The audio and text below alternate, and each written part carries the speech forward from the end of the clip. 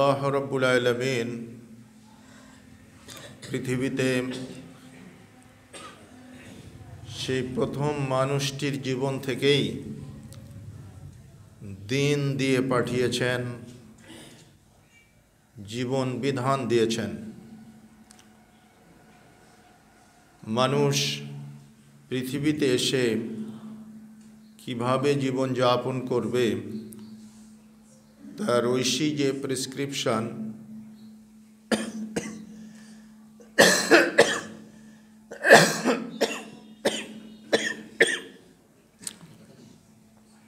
এই ঐশী প্রেসক্রিপশনের নামই হচ্ছে দিন, জীবন বিধান। দিন শব্দের অর্থ ধর্ম শুধু আমরা এভাবে না বলে যদি জীবন বিধান এটা বলি, তাহলে এর সবচেয়ে ভালো বাংলাটা প্রতীয়মান হয়।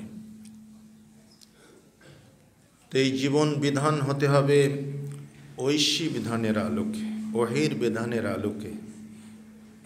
আর এই বিধানটি আল্লাহ পৃথিবীর প্রথম মানুষ থেকেই দিয়েছেন। আর শয়তান এই ঐশী বিধানের বিপরীত দিকেই মানুষকে পরিচালনা করার জন্য সব সময় কাজ করে যাচ্ছে। আল্লাহ সুবহানাহু তাআলার কাছ থেকে সে পাওয়ার নিয়ে এসেছিল। যখন একটা শত্রুতা হয়ে গেল আদম এবং ইবলিস, আল্লাহর হুকুমে আদমকে সে সিজদা করতে পারেনি, কারণ তার যুক্তি মজবুত ছিল। সে বলেছিল আনা খায়রুম মিনহু, আমি আদমের চাইতে উত্তম। খলাকতাহু মিন তিন ওয়া খলাকতানি মিন নার, আমাকে তুমি আগুন দিয়ে সৃষ্টি করেছ আর আদমকে মাটি দিয়ে সৃষ্টি করেছ, সুতরাং মাটির চাইতে আগুন বড়, একথা প্রমাণিত সত্য।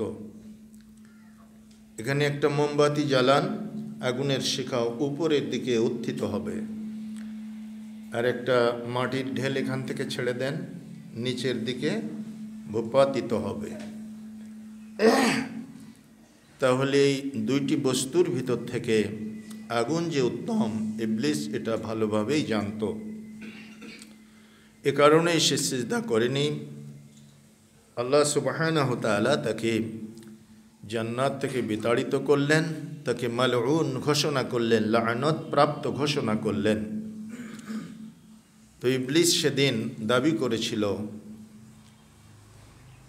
এত ইবাদত বন্দেগী তোমার করেছি আল্লাহ, আজকে আমার চাওয়ার কোনো অপশন থাকবে না। তো আল্লাহ সুবহানাহু তাআলা তো আল্লাহ, তিনি তো রহমান, তিনি রহিম, তার তো দয়ার কোনো শেষ নেই।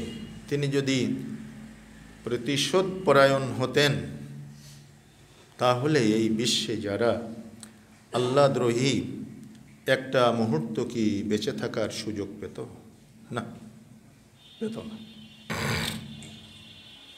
কিন্তু তিনি প্রতিশোধ পরায়ণ হন না, কারণ তিনি প্রতিশোধ কার উপরে নেবেন? মানুষ তার সৃষ্টি, ক্ষুদ্রাতি ক্ষুদ্র মানুষ যখন তার সাথে নাফরমানি করে, গাদ্দারি করে, কেউ অস্বীকার করে, কেউ আবার নিজেকে আল্লাহ দাবি করে আল্লাহকে ডিলিট করে দিয়ে আল্লাহর ওই পদে নিজেকে প্রতিষ্ঠিত করতে চেয়েছিল, এরকম মহা কাফের ছিল না পৃথিবীতে?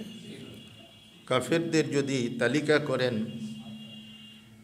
যারা আল্লাহ দাবি করেছিল তাদের নামের তালিকা যদি করেন, তাহলে 1 নম্বর, রোল নম্বর 1 কার হবে?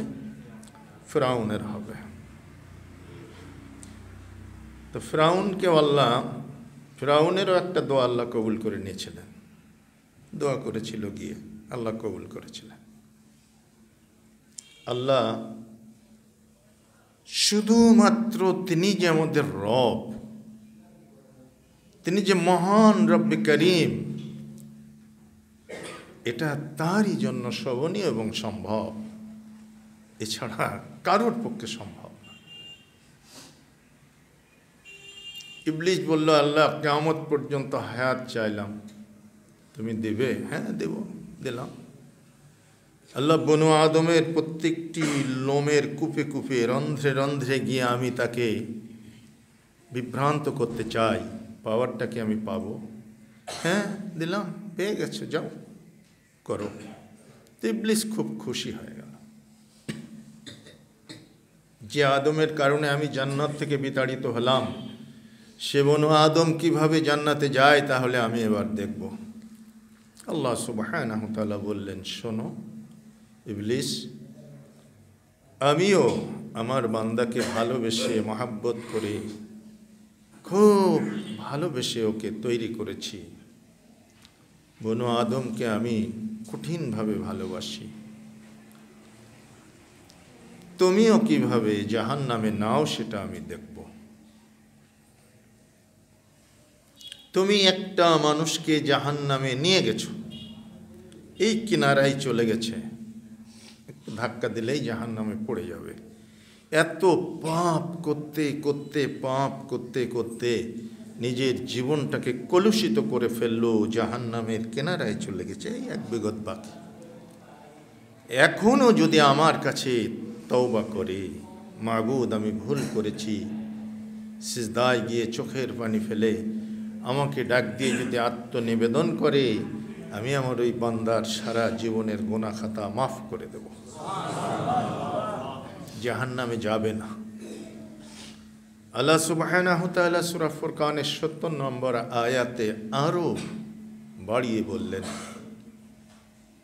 ইল্লা মান তাবা ওয়া আমানা ওয়া আমিলা আমালান সালিহা ফাউলাইকা ইউবাদদিলুল্লাহু সাইয়্যাতিহিম হাসানাত। পাপ করতে করতে পাপ করতে করতে আকাশ আর জমিনের মাঝখানের এই বিশাল অন্তরিক্ষ ভর্তি করে ফেলেছে একজন মানুষ, পাপ আর পাপ। অতঃপর আল্লাহ সুবহানাহু ওয়া তাআলার কাছে তওবা করেছে। তওবা করে কি করেছে? ঈমানের পরিপক্কতার সাথে সে বাকি জীবন আমলে সালেহ করেছে, নেক আমল করেছে। তা আল্লাহ বলছেন, পিছনের পাপগুলো আমি নেকির দ্বারা পরিবর্তন করে দেব। তুমি ইবলিস কিভাবে আমার বান্দাকে নেওয়া জাহান্নামে? এরপরেও যারা গদ্দারি করবে এই রেঞ্জের বাইরে চলে যাবে। আরেকটা হাদিসে রাসূল সাল্লাল্লাহু আলাইহি সাল্লাম বলছেন, আল্লাহ তার দয়াকে ১০০ ভাগ করেছেন, ৯৯ ভাগ নিজের কাছে রেখে দিয়েছেন, একটা ভাগ সমস্ত মখলুকাতের ভিতরে বন্টন করে দিয়েছেন। মানুষ কতটুকু ভগ্নাংশ পেয়েছে নবীজি বলেননি, তবে একটু কিছু পেয়েছে, সবাই পেয়েছে, সারা মখলুকাত পেয়েছে। তার জন্য এত দয়া, এত ভালোবাসা, এত মায়া, এত মমতা আমরা দেখতে পাই আমাদের পারিপার্শ্বিক জগতে। কিন্তু ভগ্নাংশের ১০০ ভাগের ১ ভাগ, এই ১ ভাগ থেকে কতটুকু পেয়েছে নবীজি সেটা বলেননি। তো আল্লাহ বলছেন, আমি ওই ৯৯ ভাগ দয়া কিয়ামতের ময়দানে নিয়ে আমার বান্দার দিকে ধাবিত হব। দেখি তাকে এই রেঞ্জের ভিতরে এনে মাফ করা যায় কি না। আউট অফ রেঞ্জ যারা হয়ে যাবে, মুহাদ্দিসিনে কিরাম বলছেন, তারা শিরিক করে যারা মৃত্যুবরণ করেছে তারাই আউট অফ রেঞ্জ হয়ে যাবে। আল্লাহর এই ৯৯ ভাগ দয়ার বাইরে চলে যাবে, তাদেরকে আল্লাহ জান্নাতে নেবেন না, আর বাকিদের আল্লাহ জান্নাতে নিয়ে নেবেন। তো আল্লাহ পাক বনু আদমকে এত ভালোবাসেন, যার প্রথম পদক্ষেপ হচ্ছে আদম আলাইহিস সালামকে আল্লাহ কবুল করলেন। বিতাড়িত আদম এবং হাওয়া, রব্বানা যালামনা আনফুসানা ওয়া ইল্লাম তাগফির লানা ওয়া তারহামনা লানাকুনান্না মিনাল খাসিরিন পড়ল।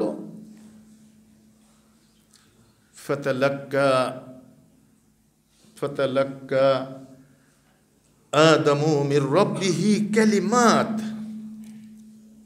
আদম তার প্রতিপালকের কাছ থেকে কিছু বাক্য শিখেছিল, সে বাক্যগুলো হচ্ছে এই রব্বানা যালামনা। এটা সূরা আরাফের ভিতরে এসেছে। অথচ আমাদের দেশের কিছু অতি শিক্ষিত বলবো না অতি আবেগী বলবো না অতি মূর্খ বলবো ভেবে পাই না, তারা নসিহাত করতে গিয়ে জনগণকে ধোঁকা দিয়ে বলে আদম আলাইহিস সালাম কাঁদলেন কাঁদলেন কাঁদলেন, দোয়া কবুল হয় না। একদিন তিনি মনে করলেন, দেখি জান্নাতের দরজায় একটা নাম দেখতে পেয়েছিলাম, আল্লাহর নামের পাশে ব্র্যাকেট দিয়ে লেখা আছে লা ইলাহা ইল্লাল্লাহু মুহাম্মাদুর রাসূলুল্লাহ, দেখি ওই নামটা একটু উচ্চারণ করে দেখি দোয়া কবুল হয় কিনা। হচ্ছে না তো এতদিন ধরে করছি, তো ওই নামটা পড়ে ফেললেন, লা ইলাহা ইল্লাল্লাহু মুহাম্মাদুর রাসূলুল্লাহ। আল্লাহ ডাক দিয়ে বললেন, আদম কিয়ামত পর্যন্ত যদি তুই দোয়া করতিস তোর দোয়া কবুল হতো না, কিন্তু আজকে আমার বন্ধুর নামটা উচ্চারণ করেছিস, আমার বন্ধুর নামের কারণে তোর দোয়াটা আমি কবুল করে নিলাম। কি সুবহানাল্লাহ বলতে ইচ্ছা হয় না? এটা একেবারে নিছক মিথ্যা কথা। আল্লাহ তাআলাকে কতটা অপারক করে দিল দেখেন। হ্যাঁ, আল্লাহ ওই বন্ধুরও দোয়া কবুল করেন। ওই বন্ধু আল্লাহ পাকের কাছে কেঁদেছেন, অবিরাম কেঁদেছেন। বদরের যুদ্ধে যাওয়ার দিন কাঁদতেছেন, একটা আরিস বানিয়ে নিয়েছেন, সাহাবীদেরকে বললেন আমার জন্য একটা আরিস তৈরি করো, একটা নির্জন প্রকোষ্ঠ তৈরি করো ছোট্ট। সেই ছোট্ট প্রকোষ্ঠের ভিতরে ঢুকে বিশ্বনবী অঝরে চোখের পানি ছেড়ে দিয়ে বলছেন, আল্লাহুম্মা ইন তুহলিক হাযিহিল ইসাবা লাম তু'বাদ ফিল আরদি আবাদা। আল্লাহ, আজকের এই ছোট্ট দলটিকে যদি তুমি ধ্বংস করে দাও পৃথিবীর বুক থেকে, তাহলে তোমার নামের ইবাদত দুনিয়ার মাটি থেকে মুছে যাবে। আল্লাহুম্মা ইন তুহলিক হাযিহিল ইসাবা লাম তু'বাদ ফিল আরদি আবাদা। কাঁদতেছেন নবী। আল্লাহ বলছেন, যাও জিবরিল যে বলো 1000 ফেরেশতা দিয়ে দিলাম, যেতে বলো যুদ্ধ। হযরত জিবরিল আমিন এসে বললেন, 1000 ফেরেশতা আপনার সাথে মার্চ করবে, চলে যান, ভাই নেই।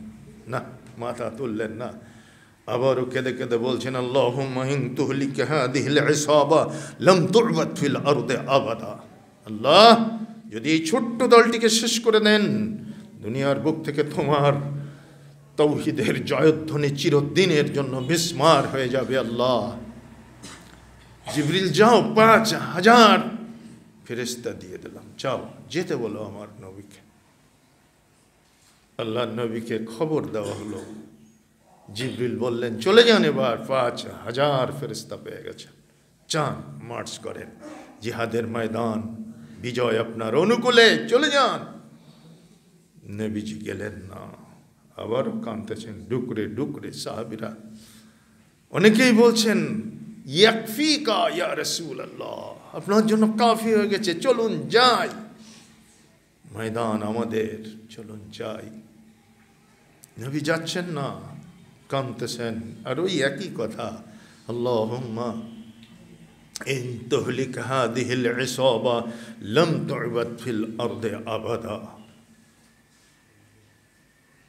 আল্লাহ সুবহানাহু ওয়া তাআলা ঘোষণা করলেন, জিবরিল যে বলে দাও আমার নবীকে, আমি আল্লাহ সুবহানাহু ওয়া তাআলা তার সঙ্গী হয়ে গেলাম।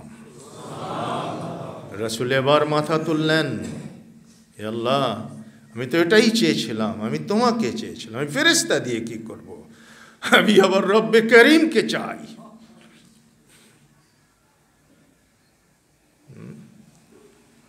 এই যেই নবী কত জায়গায় এভাবে কেঁদেছেন এবং ময়দানে মাহশরেও কাঁদবেন। সারা পৃথিবীর মানুষ যেদিন নাফসি নাফসি করে কেঁদে বেড়াবে এবং সমস্ত রাসূলও যেদিন নাফসি নাফসি করে কাঁদবে, সমস্ত মানুষ আদম আলাইহিস সালাম থেকে শুরু করে ঈসা আলাইহিস সালাম পর্যন্ত সকলের কাছে গিয়ে বলবে, ফাশফি' লানা ইয়া আদম ইয়া নূহ ইয়া ইব্রাহিম ইয়া মূসা ইয়া ঈসা ফাশফি' লানা।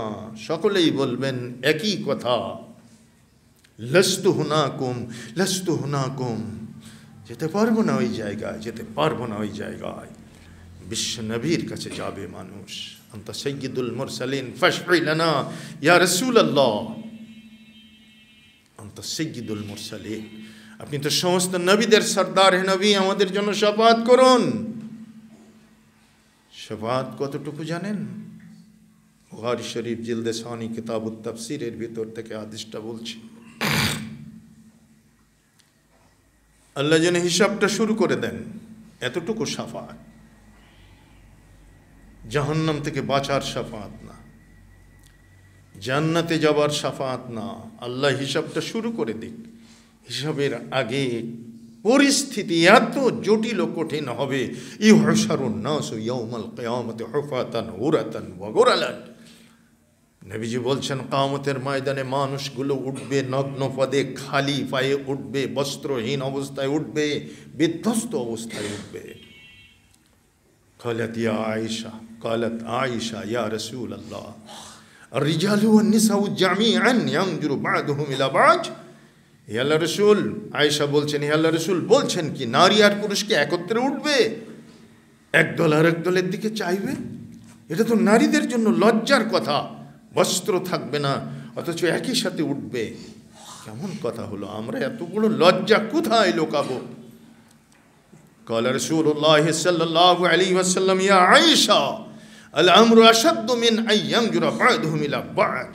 আয়েশা, কিয়ামতের মাঠ এতটা কঠিন হবে, কিয়ামতের মাঠ এতটা জটিল হবে, এতটা বিপদ সংকুল হবে, এতটা বিভৎস হবে, এতটা মুসিবতপূর্ণ হবে, কোনো নারী কোনো পুরুষের দিকে অনুরূপ কোনো পুরুষ কোনো নারীর দিকে তাকানোর অবকাশ পাবে না।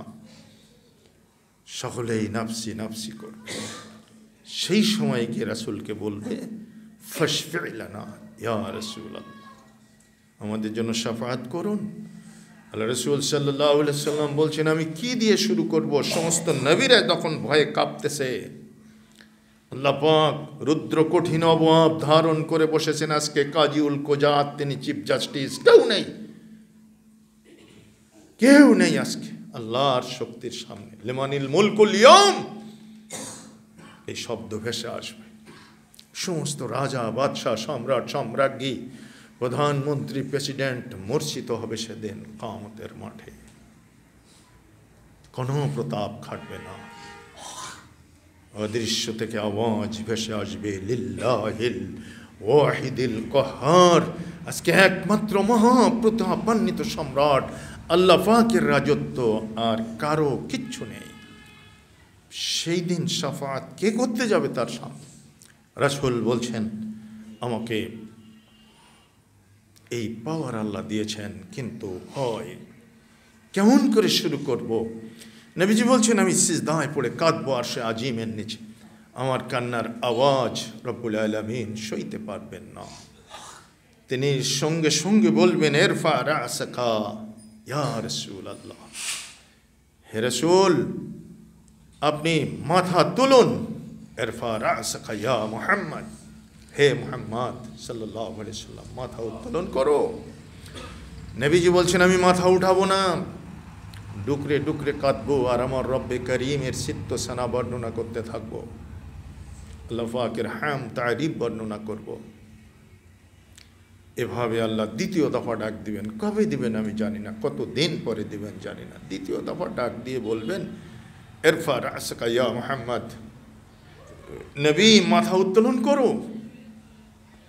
তবু আমি মাথা উঠাবো না, কারণ এখনো উঠানোর মতো হয়নি। আমি আরও ডুকরে ডুকরে কাঁদবো। আমি আমার রব্বে করিমের সিত্ত সানা বর্ণনা করতে থাকবো। আল্লাহ পাক তৃতীয় দফা ডাক দিবেন। কতদিন পরে দিবেন আমি জানি না। রাসূল বলছেন, কত সময় পরে, কত দিন পরে দিবেন আমি জানি না, তবে তৃতীয় দফা তিনি আমাকে ডাক দিয়ে বলবেন, ইরফা রাসাকা ইয়া মুহাম্মদ ইশফা তুতা ইশফা তুশাফা সাল তুতা। হে নবী মাথা তুলুন আর আপনি শাফাআত করুন, আপনার শাফাআত কবুল করে নেব। আপনি চান যা চান তাই দেব। কি মনে হয় পীর সাহেবরা পারবে না? মানুষ কত বড় বোকামির ভিতরে থাকলে এ ধরনের বিশ্বাস আকীদা রাখতে পারে। আর মানুষকে কত বড় ধূম্র জালের ভিতরে এই ওলামা সমাজ আটকে রেখেছে আপনি চিন্তা করেন। যত নবী অলি হবে মালগাড়ি, ইঞ্জিন হয়ে টেনে নিয়ে যাবে ইনায়েতপুরি, একথা যারা বলল আল্লাহুস সামাদ, তাদের কি বিন্দু মাত্র আল্লাহ বিবেক বুদ্ধি দেননি? তারা কি বাজারে গিয়ে পচা মাছ আর ভালো মাছ বেছে কিনতে পারে না? তারা কি একটা মাটির চাড়া কেনার সময়ও হাতের তালুতে নিয়ে বাজিয়ে দেখে না যেটার সাউন্ড ঠিক আছে না সাউন্ডটা ঘট ঘট শব্দ করছে? এখানে যদি তারা একটা মাটির চাড়া কিনতে গিয়ে এতটা সজাগ দৃষ্টিভঙ্গি রাখতে পারে, তাহলে দিন বুঝার ক্ষেত্রে কেমনে এতটা বেয়াকুফ হয়?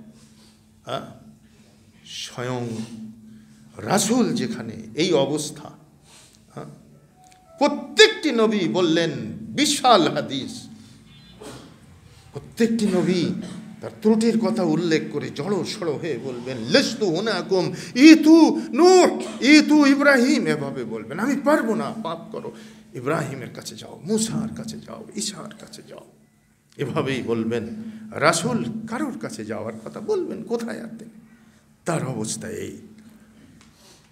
তিনি কিয়ামতের মাঠে এভাবে যার কাছে কাঁদেন, দুনিয়াতেও যার কাছে কেঁদেছেন, সেই আল্লাহ সুবহানাহু ওয়া তাআলা আদমকে ক্ষমা করতে অপারগ হয়ে গেলেন। যেন বক্তব্যের সূত্র অনুযায়ী বোঝা যায় আল্লাহ যেন কতটা অপারগ। কিন্তু যেই মাত্র একজন মানুষের নাম বলেছেন অমনি আল্লাহ বাধ্য হয়ে গেছেন, আদম কিয়ামত পর্যন্ত যদি কাঁদতিস আমি ক্ষমা করতাম না, কিন্তু আমার বন্ধুর নাম বলেছিস আমি বাধ্য হয়ে ক্ষমা করে দিলাম।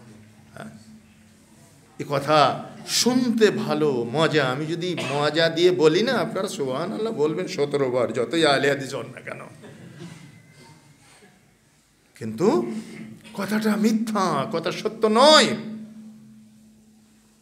আদম কি, আপনি কোরআন দেখেন, ফাতালাক্কা আদামু মির রাব্বিহি, আদম তার প্রতিপালকের কাছ থেকে কিছু বাক্য শিখেছিলেন, যে বাক্য তিনি পড়লেন আর আল্লাহ তাকে ক্ষমা করলেন। সে বাক্যগুলো কি? রব্বানা যালামনা আনফুসানা ওয়া ইল্লাম তাগফির লানা ওয়া তারহামনা লানাকুনান্না মিনাল খাসিরিন। আল্লাহ ক্ষমা করেছিলেন এই বাক্যের বিনিময়ে। কিয়ামত পর্যন্ত বনু আদম এই দোয়া পড়ে ক্ষমা চাইবে। আদম ক্ষমা পেয়ে গেলেন, হাওয়া ক্ষমা পেয়ে গেলেন। হযরতে আদম আর হাওয়া ভবিষ্যৎ আমাদের মতো অনাগত ভবিষ্যতের বনু আদমকে নিয়ে ভাবলেন, আল্লাহ তাদের কি হবে, আমাদের তো তুমি ক্ষমা করলে।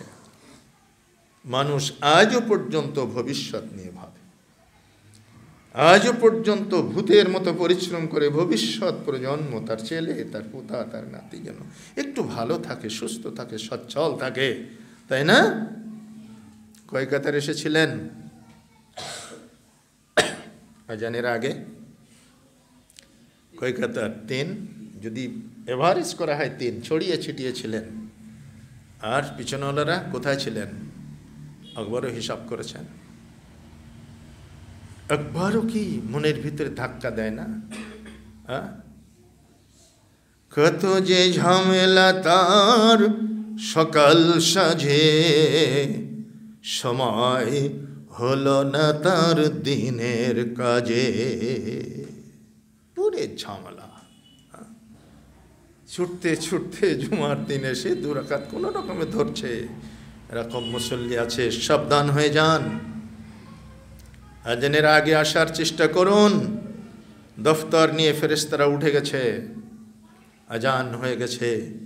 মহা পুরস্কারের যে পসরা নিয়ে এসেছিলেন সেটা আপনি পেলেন না। আপনি সালাতুল জুমা আদায় করেছেন, এই হিসাবে আপনার নামটা লিখিত হবে, কিন্তু বোনাস নিয়ে যে এসেছিলেন, যদি আপনাদের পাবনা পৌরসভায় কম্বল বিতরণের জন্য কোনো একজন উপদেষ্টা আসেন, ওরে বাপ রে বাপ, সিরিয়াল দিতে পারবেন, জায়গা ধরাতে পারবেন না।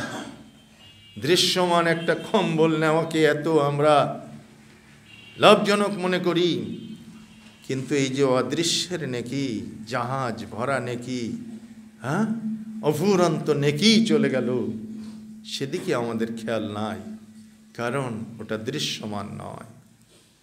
আর আল্লাহ এই জন্যই বলে দিয়েছিলেন, যালিকাল কিতাবু লা রাইবা ফি হুদাল লিল মুত্তাকিন আল্লাযীনা ইউমিনুনা বিল গায়ব। যারা না দেখে বিশ্বাস স্থাপন করবে, অদৃশ্যে যারা বিশ্বাস স্থাপন করবে। নেকি দেখি না, বিশ্বাস করি হ্যাঁ আল্লাহ নেকি দেন। আল্লাহকে দেখি না, অদৃশ্যে বিশ্বাস করেছি। জাহান্নাম দেখেছি না, অদৃশ্যে বিশ্বাস করেছি। জান্নাত দেখেছি না, অদৃশ্যে বিশ্বাস করেছি। মিজান, ফুলসিরাত কিচ্ছু দেখিনি। কবরের আযাব দেখেছি, দেখিনি। সব বিশ্বাস কেন করি? আল্লাহ বলেছেন তাই বিশ্বাস করি, নবী বলেছেন তাই বিশ্বাস করি। এই অদৃশ্য বিশ্বাসের অকাট্যতা যার মধ্যে যত বেশি, তিনি ততখানি মারিফাতের দিন হাসিল করেছেন। মারিফাত হাসিল করতে কোনো পীরের দরবারে যাওয়া লাগে না। মারিফাত হাসিল করতে এভাবে জিকির করা লাগে না। মারিফাত এগুলাই। দেখলেন না 11টা বাজার আগেও আপনাদের কিছু মুসাল্লি এসে এখানে বসেছিলেন। আমি তাদের ইন্ডিকেট করতে চাই না, এর নাম মারিফাতের দিন। তারা দিন বুঝেছেন। তাদের মনে মনে প্রতিযোগিতা আছে, কেউ যাওয়ার আগেই আমাকে যেতে হবে। সুতরাং আমাদের সজাগ হতে হবে, আন্তরিক হতে হবে, অদৃশ্য বিশ্বাসের অকাট্যতা প্রমাণ করতে হবে। সাহাবায়ে কেরাম রিদওয়ানুল্লাহি আলাইহিম আজমাইন ছিলেন দ্বীনের সবচেয়ে মারিফাত প্রাপ্ত মানুষ। তারা দ্বীনকে সবচেয়ে বুঝেছিলেন, দ্বীনের সাথে সবচেয়ে পরিচিত হয়েছিলেন। মারিফাত শব্দের অর্থ হচ্ছে পরিচিতি। দ্বীন সম্পর্কে যতটা আপনি পরিচিতি লাভ করবেন, আল্লাহ আপনার কাছে ততটা পরিচিত হবে, রাসূল ততটা আপনার কাছে পরিচিত হবে। আপনি কোরবান করে দিতে পারবেন সব কিছু দ্বীনের জন্য। সময় কোরবান করে দিতে পারবেন, অর্থ কোরবান করে দিতে পারবেন, জীবন কোরবান করে দিতে পারবেন। তা না হলে সেই সোনালী যুগের মানুষেরা এভাবে পারে না কি কেউ? তাদের মারিফাতের দ্বীনের উচ্চকিত মাকামে তারা পৌঁছে গিয়েছিলেন। সেজন্য তাদের কাছে জীবন মৃত্যু সমান। একজন কোমল হৃদয়ের মহিলার কাছে এসে আবু জাহাল প্রস্তাব করছে, দিন থেকে ফিরে এসো, নইলে অবস্থা ভয়াবহ। এই কে আছো প্রহরী? দুই দিকে দুটো হৃষ্টপুষ্ট উট দাঁড় করিয়ে দাও। দাঁড় করিয়ে দেওয়া হলো, দুই পাশে দুটো উট, দুই গাছ রশি নিয়ে আসো। রশি আনা হলো, এক সাইড বেঁধে দাও সুমাইয়ার পায়ে, আর এক সাইড বেঁধে দাও উটের গলায়। ডান পায়ের রশি সেট আপ করা হলো, এক প্রান্ত উটের গলায়, এক প্রান্ত সুমাইয়ার পায়ে। বাম পাশের উঠে একইভাবে সেট করা হলো, এক প্রান্ত পায়ে আর এক প্রান্ত উটের গলায়। দুইটা সহিস বসিয়ে দেওয়া হলো, দুইটা সওয়ার বসিয়ে দেওয়া হলো উটের পিঠে। আমি বলার সাথে সাথে উট হাঁকিয়ে নিয়ে যাবে। সুমাইয়া, জীবনের শেষ মঞ্জিলে একবার মাত্র স্বীকৃতি দাও, নবীর দিন ছাড়তে পারবে কিনা। যদি পারো, তোমাকে রাজরানী বানিয়ে দেবো, তোমাকে পটরানী বানিয়ে দেবো, তোমাকে জীবনে স্বাচ্ছন্দ্যের জন্য যা কিছু লাগে, গাড়ি বাড়ি, টাকা পয়সা, ধন দৌলত, আর এই কি বলে দাসত্ব থেকে আজাদি করে দেব। একবার ফিরে আসো। লা তুজ্জাহুল মানাতের যে ধর্ম আমরা পালন করি, যে ধর্ম তুমি পালন করতে, ওটাতেই ফিরে আসো। মুহাম্মদ ইবনে আব্দুল্লাহর দিনটা ছেড়ে দাও। মক্কি জীবনের অসহায় নবী কিছুই করতে পারছেন না ইয়াসির পরিবারের জন্য। শুধু ওই রাস্তা দিয়ে যাচ্ছেন আর বলছেন, ফাসবির ইয়া আলি ইয়াসির ফাইন্না মাউইদাকুমুল জান্নাহ। ইয়াসির পরিবার, ধৈর্য ধারণ যদি করতে পারো, তোমাদের প্রতিশ্রুত স্থান হচ্ছে জান্নাত। রাসূলের ওই বাণী সুমাইয়ার কানে প্রবিষ্ট হয়েছে। নবী বলেছেন, ফাইন্না মাউইদাকুমুল জান্নাহ। সুতরাং আমার স্থান জান্নাতে, এটা প্রমাণিত সত্য। আবু জাহালের কথাকে অ্যাভয়েড করে, নারীত্বের সমস্ত দুর্বলতা, জীবন মৃত্যুর সন্ধিক্ষণে জীবনের সমস্ত মায়া মমতা ভুলে গিয়ে সুমাইয়া তাৎক্ষণিকভাবে বলে উঠলেন, আশহাদু আল্লা ইলাহা ইল্লাল্লাহ ওয়া আন্না মুহাম্মাদার রাসূলুল্লাহ। রাগে ক্ষোভে জ্বলে দুঃখে ফেটে পড়ে আবু জাহাল বলল, উঠ চালাও। উঠ হাঁকিয়ে নেওয়া হলো। মুহূর্তের ভিতরে সুমাইয়ার দুটি পা দুটি দিকে চলে যেতে থাকলো। আর দুর্বৃত্ত আবু জাহাল এই সময়ে সুমাইয়ার লজ্জা স্থানে এমনভাবে বল্লম দিয়ে আঘাত করেছিল, সাথে সাথে দ্বিখণ্ডিত হয়ে সুমাইয়া দুই উটের গলায় ঝুলতে ঝুলতে শাহাদাত বরণ করলেন। চিন্তা করতে পারেন আপনি কত ভয়াবহ অবস্থা। আল্লাহ পাক বলছেন, তোমরা কি জান্নাতের প্রত্যাশা করো?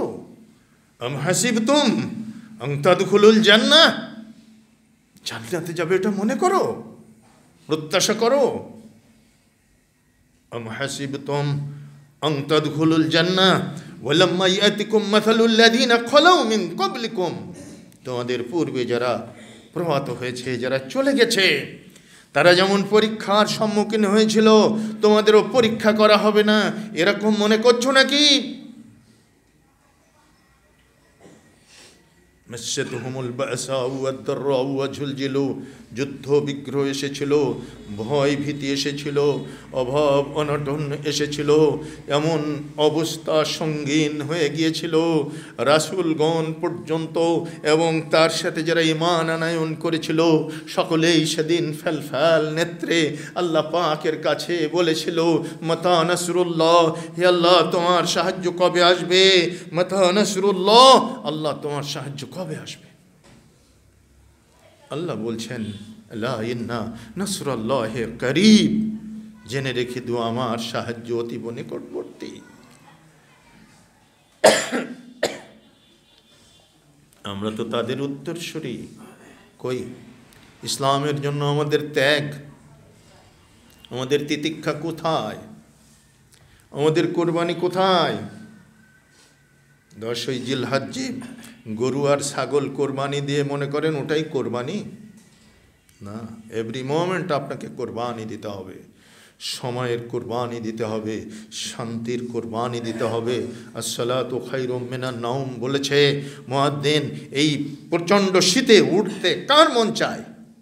আর শয়তান তো বাতাস দিচ্ছে, চোখে প্রলেপ দিচ্ছে, কার মন চায় উঠতে? আরও একটু ঘুমাই। আর এই মনে করেই তো আজকে ওটা জাতি সালাত ভুলে গেল। নামাজি মানুষ কই? মাত্র 2% নামাজি মানুষ পাওয়া যাবে, তার বেশি পাওয়া যাবে না। এত মানুষ নামাজ পড়ে, এই যে মসজিদ ভরে গেছে, মনে রাখবেন জুমার নামাজ আদায় করলে সে নামাজি হতে পারে না। মনে রাখবেন 4 ওয়াক্ত পড়ে 1 ওয়াক্ত মিস করলে সে নামাজি হতে পারে না। 3 ওয়াক্ত পড়ে 2 ওয়াক্ত মিস করলেও সে নামাজি হতে পারে না। 1 ওয়াক্ত পড়ে 4 ওয়াক্ত মিস করলেও সে নামাজি নয়। মোটে যে না পড়ে সেও নামাজি নয়। অল আর সেম, প্রত্যেককে একই ক্যাটেগরির বেনামাজি। তো বেনামাজিতেই ভরপুর। এজন্যই আজকে তো সমাজ সংস্কার হয় না, রাষ্ট্র সংস্কার হয় না। আজকের যারা রাষ্ট্র সংস্কারের ব্রত নিয়ে এদেশের উপদেষ্টাদের চেয়ার অলঙ্কৃত করেছেন, তাদের সর্বপ্রথম দায়িত্ব এবং কর্তব্য ছিল রাষ্ট্রের মুসলিম অধিবাসীদেরকে নামাজি বানানো। যদি নামাজি বানাতে পারতেন, 95% পাপাচার আল্লাহর জমিন থেকে, বাংলাদেশ থেকে কমে যেত, দুর্নীতি কমে যেত, করাপশন কমে যেত। কিন্তু না, নাগরিক সংস্কার নেই, রাষ্ট্র সংস্কারে তারা নেমেছেন। প্রয়োজন আছে ভালো, কিন্তু পদ্ধতি ঠিক নয়। পদ্ধতি মুহাম্মদ রাসূলুল্লাহ সাল্লাল্লাহু আলাইহি সাল্লামের পদ্ধতিতে যেতে হবে, যে পদ্ধতি আল্লাহ তার প্রেসক্রিপশনে উল্লেখ করেছেন। সূরা আনকাবুতের 45 নম্বর আয়াত, উতলু মা উহিয়া ইলাইকা মিনাল কিতাব ওয়া আকিমিস সালাত। হে নবী, আপনি তেলাওয়াত করুন সেই কিতাব যা আপনার উপরে নাজিল হয়েছে, তেলাওয়াত করুন এবং আপনার জাতিকে তেলাওয়াত করতে বলুন। ওয়া আকিমিস সালাত, আপনি সালাত কায়েম করুন, আপনার জাতিকে সালাত কায়েম করতে বলুন। ইন্নাস সালাতা তানহা আনিল ফাহশাই ওয়াল মুনকার, নিশ্চয়ই সালাত সব ধরনের ফাহেশা, অশ্লীল কাজ, দুর্নীতি থেকে মানুষকে বিরত রাখবে। রিসালাত নেই তো আপনি দুর্নীতিমুক্ত সমাজ গঠন করবেন কিভাবে? সম্ভব নয়। বলছিলাম আত্মত্যাগ ছাড়া, ত্যাগের মহান কোরবানি ছাড়া ইসলাম প্রতিষ্ঠিত হয়নি। মারিফাতের দ্বীনের উচ্চকিত আসনে মুসলিমরা সমবেত হতে পারেনি যতক্ষণ পর্যন্ত সর্বোচ্চ ত্যাগ স্বীকার না করেছে। আর এই ত্যাগী এই মারিফাতের দ্বীনের উচ্চ মকামে পৌঁছেছিলেন সাহাবায়ে কেরাম, যে কথা আগে বলেছি, যে কারণে স্বয়ং রব্বুল আলামিন আসমান থেকে জিবরিল আমিন মারফত খোঁজ খবর পাঠিয়ে দিলেন, যাও বলে দাও, এখনো তারা মরেননি, দুনিয়ায় আছেন, বলে দাও, জাতির সামনে ঘোষণা করে দিতে বলো আমার নবীকে, আবু বকরিন ফিল জান্নাহ, ওমর ফিল জান্নাহ, ওসমান ফিল জান্নাহ, আলী ফিল জান্নাহ, ওয়া তালহা ফিল জান্নাহ, ওয়া জুবাইর ফিল জান্নাহ, ওয়া তালহা ফিল জান্নাহ, وسعد بن أبي وقاص وعبد الرحمن بن عوف في الجنة وسعد بن أبي وقاص في الجنة وسعيد بن زيد في الجنة وأبو عبيدة بن الجراح في الجنة। যাও নবীকে বলে দাও, ঘোষণা করে দিই, তারা জীবিত এখন এভাবেই বসে আছেন। আর নবীজি এভাবে মেম্বারের উপরে ঘোষণা করে দিলেন, আমার উম্মতের মধ্য থেকে আবু বকরের জন্য জান্নাতের খোঁজ খবর এসেছে জিন্দা থাকতেই, ওমরের জন্য এসেছে, ওসমানের জন্য এসেছে, আলীর জন্য এসেছে, তালহার জন্য এসেছে, জুবাইরের জন্য এসেছে, এসেছে আব্দুর রহমান বিন আউফের জন্য, এসেছে সাঈদ বিন আবি ওয়াক্কাসের জন্য, এসেছে সাঈদ বিন জাহিদের জন্য, এসেছে আবু উবাইদা ইবনুল জাররাহ রিদওয়ানুল্লাহি আলাইহিম আজমাইন, তাদের জন্য। সবাই অভিভূত হয়ে গেল, জাতি চমকে গেল, সে কি এখনো মরেন নাই, তো এরা জান্নাতের খোঁজ খবর পেয়ে গেল। তাদের কত ত্যাগ ছিল, কোরবানি ছিল। হ্যাঁ, 10 নম্বরে যার নামটা উল্লেখ করলেন বিশ্বনবী, তার নাম আবু উবাইদা ইবনুল জাররাহ। আল্লাহ পাক যখন বললেন যাও সাথী আমি আছি, যুদ্ধে নবীজি তখন তৈরি হলেন, সাহাবীদেরকে বললেন চলো যাই। সাহাবীদের ইমানি জজবা পরীক্ষার জন্য তিনি বললেন দাঁড়াও, যাদের বিরুদ্ধে যুদ্ধ করতে যাচ্ছি তারা আমাদের কেউ শত্রু না, কেউ পর না, কেউ অচেনা মানুষ না, সকলেই চেনা মানুষ, সকলেই আমাদের আপনজন। একটু সামনে বসে বসে এগিয়ে এগিয়ে ওনাদের বসার জায়গা করে, সবাই আমাদের আপন মানুষ, সবাই আমাদের পরিচিত আত্মীয় স্বজন। স্বাভাবিকভাবে যুদ্ধ হয় দুটো বাহিনীর ভিতরে, একে অপরের সঙ্গে পরিচিত না, মারতে কষ্ট হয় না, গুলি করতে মনে ব্যথা লাগে না, তলোয়ার মারতে একদম দিল কাঁপে না। কিন্তু আজকে মনে রেখে দিও, যাদের বিরুদ্ধে লড়াই করতে যাচ্ছি তারা মক্কায় ছেড়ে আসা আপনজন।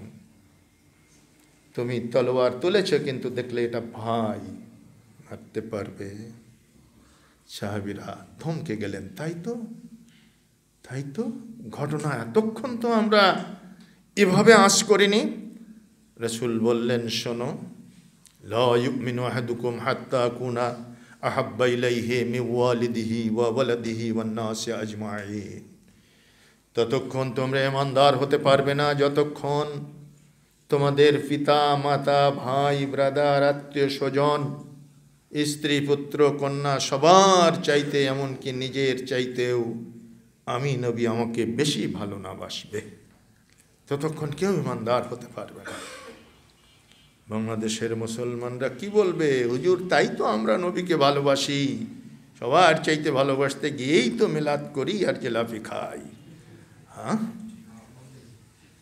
জিলাপি খেয়ে মিলাদখানি করে নবীর ভালোবাসা এটা প্রকাশ করা যায় না। তা যদি যেত তো আল্লাহর নবীর সাহাবীরা এটা প্রকাশ করতেন। রাসূলের নামে মিলাদখানি করে, তারপরে জন্মদিবস পালন করে 12ই রবিউল আউয়াল, তারপরে কি বলে সৈয়দুল আয়াত শরীফ করে 63 দিন ব্যাপী মিলাদ পড়ে যদি নবী ভক্তির বহিঃপ্রকাশ ঘটানো যেত, তাহলে ইমাম আজম আবু হানিফা রাহিমাহুল্লাহ তার 70 বছরের ইমামতের জীবনে অন্তত পক্ষে 50টা ঈদে মিলাদুন্নবী করতেন। 20 বছর পর্যন্ত মনে করেন আপনি যে এলেম কালাম শিখে ইমামতির দায়িত্ব নিতে সময় চলে গেছে, তাহলে বাকি 70 বছর বয়সে তিনি ইন্তেকাল করেছিলেন। বাকি 50টা বছরে 50টা ঈদে মিলাদুন্নবী করতেন। কই বেটা, মূর্খের দল যদি ইমাম আজম আবু হানিফা রাহমাহুল্লাহর জীবনীটা পড়তো, তবুও সেখান থেকে সে দ্বীনের সত্যতা উদ্ঘাটন করতে পারত। যেই সমস্ত মহামতি ইমাম তারা কিভাবে ত্যাগ করেছেন, কোরবানি দিয়েছেন। জেলখানার ভিতরে ভরে যাকে প্রহার করা হয়েছে, আল মনসুর আব্বাসীয়দের দ্বিতীয় খলিফা বলেছিলেন আপনাকে কাজী-উল কুজাতের দায়িত্ব নিতে হবে। তিনি বললেন আমি ওই পদের অযোগ্য। খলিফা সেদিন বলেছিল আপনি মিথ্যা কথা বলছেন, আপনিই যোগ্য। ইমাম আবু হানিফা রাহমাহুল্লাহ কত জাহিন লোক ছিলেন চিন্তা করে দেখেন, কত তীক্ষ্ণ প্রখর বুদ্ধি সম্পন্ন মানুষ ছিলেন এবং কত বড় তাকওয়াবান মানুষ ছিলেন। চিফ জাস্টিস হলে ন্যায় বিচার করা যায়? খলিফার অঙ্গুলি হেলনেই বিচার করতে হবে, যে বিচার পদ্ধতি বাংলার জমিনে চলেছে। আর যারা আঙ্গুল হেলন করেছিল আজকে তাদের অবস্থা কি? ইমাম আবু হানিফা রাহমাহুল্লাহ কত প্রজ্ঞাবান এবং মুত্তাকি মানুষ, বললেন না মাফ করবেন আমি অযোগ্য ব্যক্তি। সঙ্গে সঙ্গে রেগে গিয়ে খলিফা বললেন আপনি মিথ্যা বলছেন, আপনি এই পদের যোগ্য। ইমাম আবু হানিফা বিনয়ের সাথে বললেন হে খলিফাতুল মুসলিমিন আল মনসুর আব্বাসীয়দের দ্বিতীয় খলিফা, হে খলিফা আপনার কথাই প্রমাণ করে আমি অযোগ্য। কারণ আপনি বলছেন আমি মিথ্যা কথা বলেছি। তা কোনো মিথ্যাবাদী সে চিফ জাস্টিস হতে পারে না, তার অযোগ্যতার জন্য তার মিথ্যাবাদী হওয়াটাই যথেষ্ট। এত বড় বেকুফি, এত বড় বেকুব বনে গেল বাদশা। রাগ করে বললেন যে যা জেলখানায় নিয়ে আছে, যতদিন রাজি না হবে ততদিন চাবুক মার। 50টা করে চাবুক মারা হয়েছে প্রত্যেক দিন সকালে। ইমামের উপহার, যে ইমাম এত শৌখিন মানুষ ছিলেন, যার জীবন ছিল এত শৌখিনতার বলয়ে মোড়া, সেই ইমামকে প্রতিদিন সকালে উপহার দেওয়া হচ্ছে 50টা চাবুক, আর বলা হচ্ছে খলিফার প্রস্তাব মানবে কিনা। তিনি বললেন না, খলিফার প্রস্তাব যদি আমি মানি আমার মহান খলিফার বিধানে ব্যত্যয় আসবে। খলিফা অ্যাকুরেট মোমেন নন, তিনি ইম্পার্শিয়ালভাবে বিচার করার সুযোগ আমাকে দেবেন না। আর কিয়ামতের মাঠে ন্যায় বিচারক সুলতান ছাড়া কেউ টিকতে পারবে না, আমি ওই পদে যাব। শেষে তখন তো আর মিডিয়া ছিল না, যখন এক কান দুই কান করে চতুর্দিকে ছড়ায়ে যাচ্ছে, যখন লোকেরা বিদ্রোহ করে ইমাম আজমের পক্ষে মিছিল করে তাকে মুক্ত করার জন্য জেলখানা ঘেরাও করবে, তার আগেই তাকে বিষ পান করে দুনিয়ার থেকে শেষ করে দিল আল মনসুর। ত্যাগ দেখেন, তিতিক্ষা দেখেন, নবী ভক্তি দেখেন, আল্লাহর কিতাব এবং রাসূলের সুন্নাহর প্রতি তাদের যে অকাট্য অদৃশ্য বিশ্বাস, তার অকাট্যতা দেখেন, তার দৃঢ়তা দেখেন। আমরা হলে তো একেবারে বগল বাজাতে বাজাতে গিয়ে বসতাম। হ্যাঁ, তারা ছিলেন খালেস ও বেলুদ চিত্তে আল্লাহর কিতাবের অনুসারী, রাসূলের সুন্নাহর অনুসারী, রাসূলের পরম ও চরম ভক্ত। মিলাদ পড়ে ভক্তিবাদ প্রকাশ করার কোনো নিয়ম নীতি ইসলামে যদি থাকতো তারা করতেন। কি দিয়ে বুঝাবো জাতিকে? সম্মানিত সুধী মণ্ডলী, রাসূল সাল্লাল্লাহু আলাইহি ওয়াসাল্লামের কথা শুনে সমস্ত সাহাবীরা হতচকিত হয়ে গেলেন, সকলের ভিতরে সম্বিত ফিরে আসলো। এখানেই তারা বুঝতে পারলেন যে আমাদের চরম পরীক্ষার সময় এসে গেছে। আল্লাহ এবং তার রাসূলের ভক্তি কতখানি করি এটা প্রকাশ করার সময় আজকে এসে গেছে।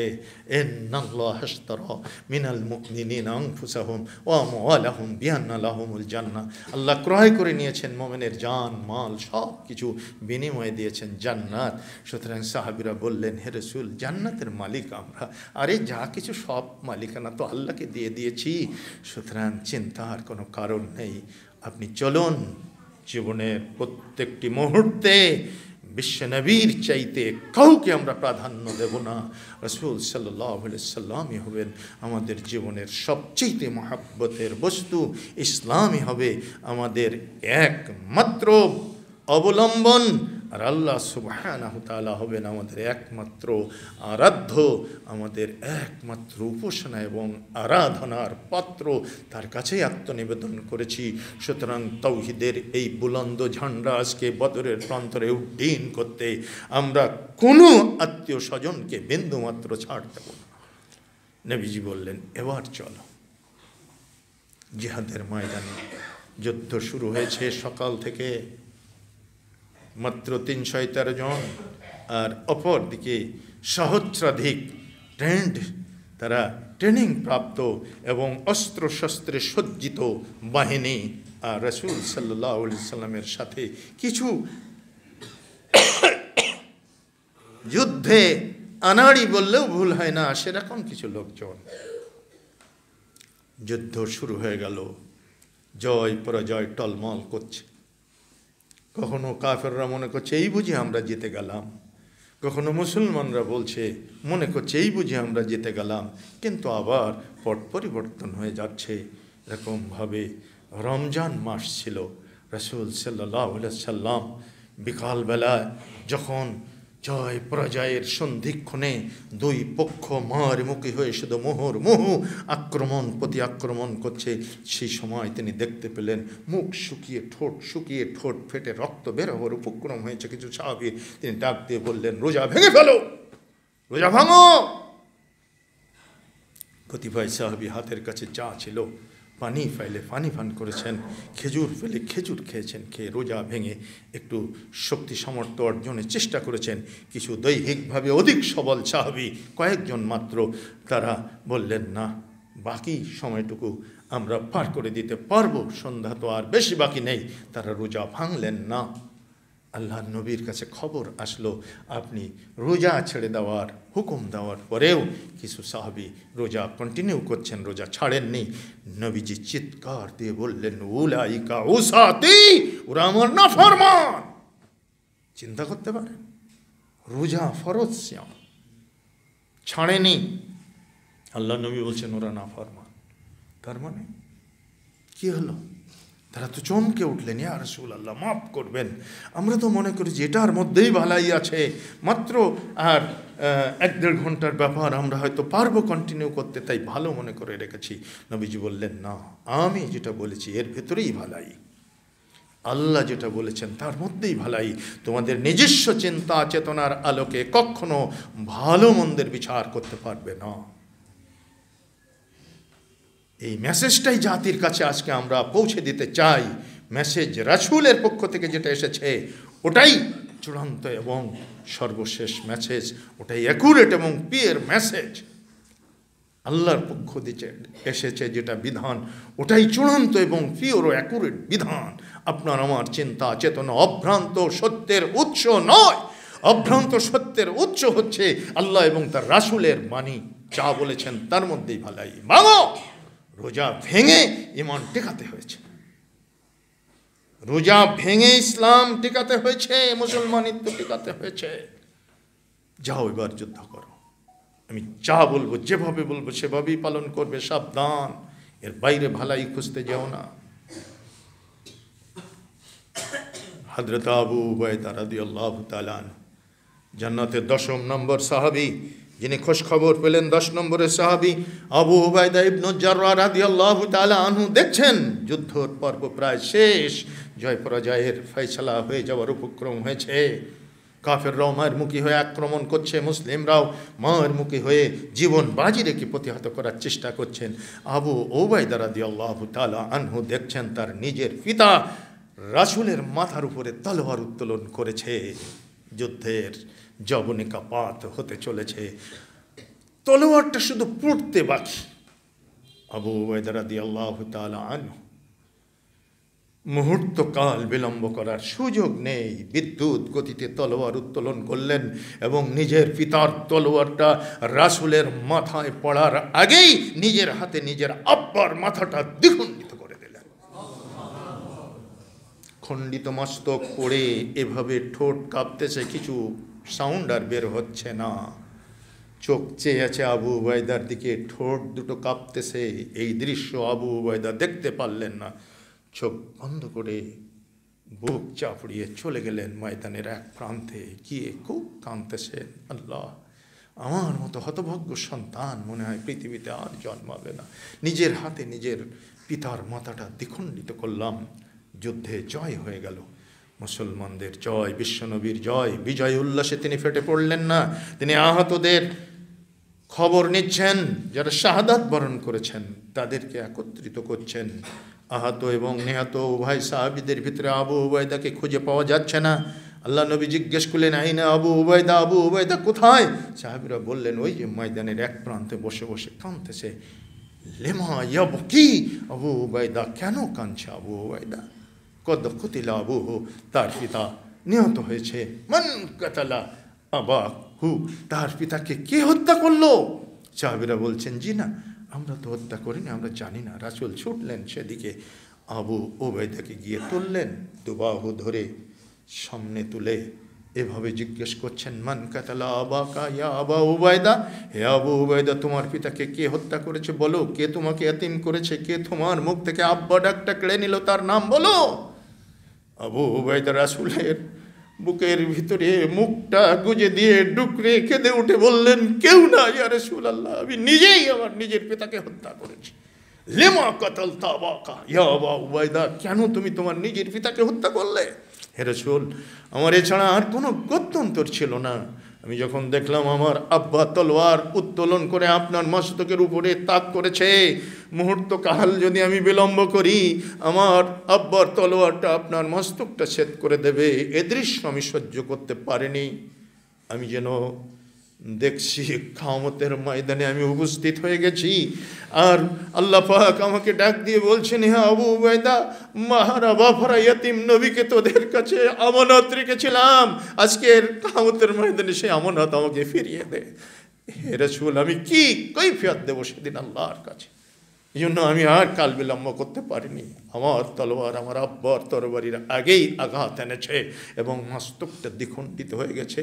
আল্লাহ নবী এভাবে জড়িয়ে ধরে চিৎকার দিয়ে বললেন, বদর প্রান্তরের সাহাবীরা শোনো, এ আমার অনাগত ভবিষ্যতের উম্মতে মুহাম্মাদি শোনো, আমিনু হাদিহিল উম্মাহ, আমিনু হাদিহিল উম্মাহ, আমিনু হাদিহিল উম্মাহ। আমার উম্মতের সবচেয়ে বড় আমানতদার সাহাবী হচ্ছেন আবু উবাইদা, আমার উম্মতের সবচেয়ে বড় আমানতদার সাহাবী হচ্ছেন আবু উবাইদা। এজন্য আজ পর্যন্ত পৃথিবীর শেষ দিবস পর্যন্ত উম্মতে মুহাম্মাদি ওমরকে যেমন ফারুক জেনেছে, আবু বকরকে যেমন সিদ্দিক জেনেছে, আলীকে যেমন আসাদুল্লাহ আল গালিব জেনেছে, আবু উবাইদাকে তেমনি আমিনুল উম্মাহ জানে, উম্মতের বড় আমানতদার।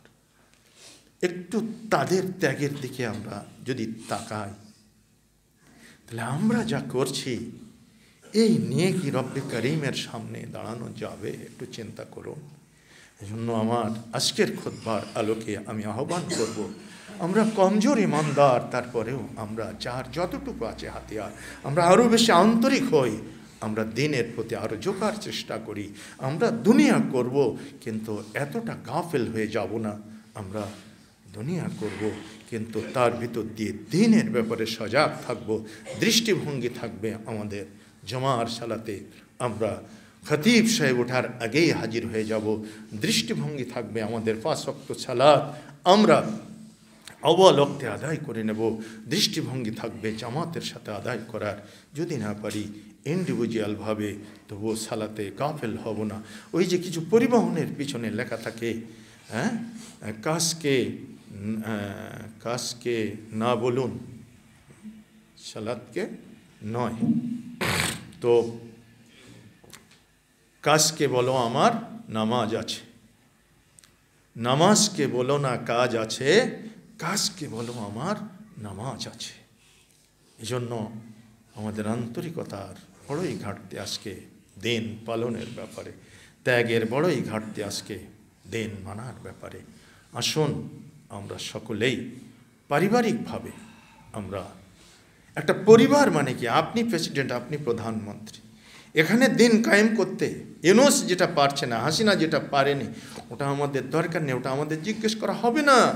কিন্তু আমাকে বলা হবে, জাহাঙ্গীর আলম তুমি তোমার ফ্যামিলির ইউনূস ছেলে, তুমি তোমার ফ্যামিলির হাসিনা ছেলে, তোমার অনুশাসন দিয়ে তুমি তোমার পরিবারকে কন্ট্রোল করনি কেন?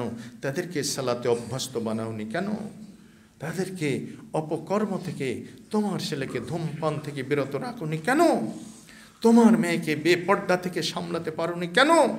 হিসাব আমাকেই দিতে হবে, কারণ I am the president in my family. সুতরাং আসুন আমরা স্ব দায়িত্ব পালনে ব্রতী হই। ইসলামের সুমহান ত্যাগ যারা কোরবানি করেছেন, তাদের দিকে তাকিয়ে আমরাও আমাদের জীবন থেকে কিছু সময়, সুখ, সম্পদ এবং আর্থিক ও দৈহিক কোরবানি দিতে আমরাও প্রস্তুত থাকি। আল্লাহ রাব্বুল আলামিন আমাদেরকেও তাদের পথের পদাঙ্ক অনুসারী হিসাবে কবুল করুন, যারা জান্নাতের পথে ছুটেছেন অদম্য স্পৃহা নিয়ে, যারা জীবন বাজি রেখে জীবনের অসংখ্য ত্যাগ ও তিতিক্ষা